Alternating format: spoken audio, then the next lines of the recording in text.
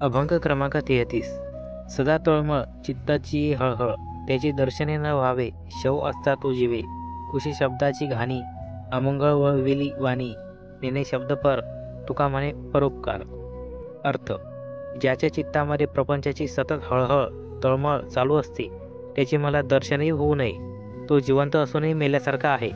ज्याच्या मुखी नेहमी कुशब्द अश्लील शब्द असतात, ती अमंगल वाणी माझ्या कानी पडू नये.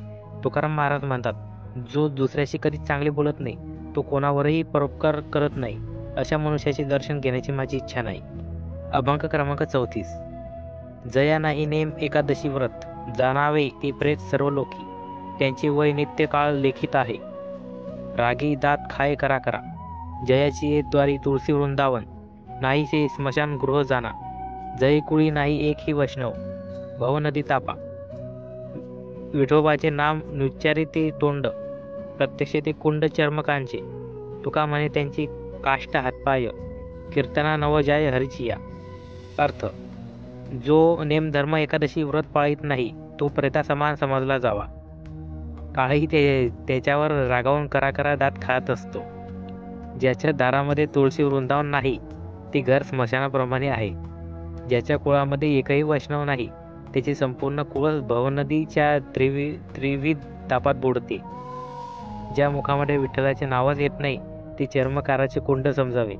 तुकाराम महाराज म्हणतात, जो हरिकीर्तनाला जात नाही, त्याचे हातपाय लाकडाप्रमाणे असतात, असे मानावे. अभंग क्रमांक 35. आम्ही सदैव सुडके, जवळी येता चोर धाके, जाऊ पुढी भिकी, कुतरी घर राख. नांदणूक येसी सांगा, नाहीतरी वाया भांगा, थोरपण अंगा तरी येसे आणावे. अक्षय साचार केले साया सान्नी घर, एरंडीचे हार दुजा भारनत साहती. धनकन घरोघरी, पोट भरे भिकीवरी, जतन ती करी कोण गुरे वासरे. झाली सकळ निश्चिती, भांडवर शेण माती, झुळझुळीत भिंती, वृंदावने तुळशीची. तुका म्हणे देवा, अवघा निरविरा ठेवा. हेवा कुटुंबाची सेवा, तुझी करी आमच्या. अर्थ: आम्ही सदैव गरीब आहोत, दरिद्री आहोत, त्यामुळे चोरांना देखील आमच्याजवळ येण्यास भय वाटते. आम्ही घर सोडून भिक्षा मागण्यात जातो, तेव्हा कुत्री आमच्या घराचं राखण करतात. अशी हरिभक्तीची ख्याती आहे. हरिभक्तीमुळे आम्हाला थोरपण लाभलं आहे.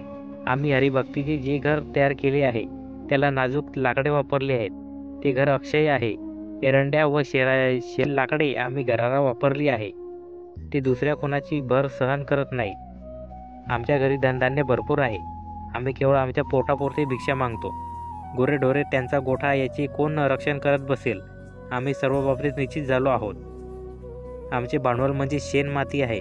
आमच्या घराच्या भिंतीला शेणाने आम्ही चांगले सारवून घेतो व त्यानेच आमचे तुळशी वृंदावन लखलखीत झालेले दिसते. तुकाराम महाराज म्हणतात, देवाने आमचा सर्व हेवा पूर्ण केला व आमच्या कुटुंबाचा भार विठ्ठलावर आहे. आमच्या कुटुंबाची सेवा विठ्ठलच करत आहे, असे आम्ही नशीबवान आहोत.